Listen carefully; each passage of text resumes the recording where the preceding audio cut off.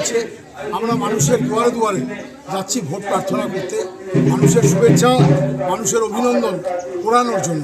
মানুষের আশীর্বাদ যদি আমাদের সাথে থাকে, আমরা মানুষের আশা আকাঙ্ক্ষা প্রত্যাশা পূরণ করবার জন্য আপ্রাণ চেষ্টা করব। কারণ এখানকার বিজেপির যিনি বিধায়িকা ছিলেন তাকে 5 বছর ধরে খুঁজে পাওয়া যায়নি। আর এবারকার যিনি বিধায়ক ভোটে দাঁড়িয়েছেন তিনি কখনো কংগ্রেস, কখনো তৃণমূল, কখনো বিজেপি, আবার তৃণমূল, আবার হয়তো বিজেপিতে এখন আছেন, কয়েকদিন পর আবার তৃণমূলে যাবেন।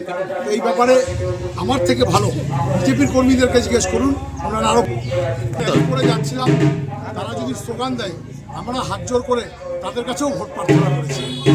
আমাদের একটাই প্রার্থনা, কংগ্রেস, তৃণমূল, সিপিএম, বিজেপি বলে কিছু না, এই ইংলিশ বাজারকে উন্নততর এবং আধুনিক ইংলিশ বাজার গড়ে তুলতে আমরা সবার কাছে বিনম্রভাবে ভোট প্রার্থনা করছি।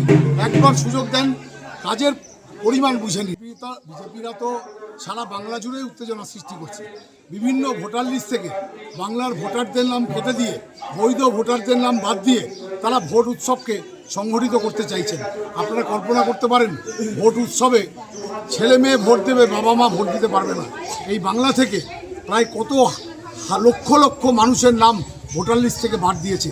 এই ইংলিশ বাজার বিধানসভায় প্রায় 18,307 জন মানুষের নাম ভোটার লিস্ট থেকে বাদ দেওয়া হয়েছে। আমরা প্রার্থনা করি, আমরা বিচার চাই। সমস্ত মানুষ কে কাকে ভোট দেবে সেটা বড় কথা নয়, কিন্তু সবাই যেন ভোট দানের সুযোগ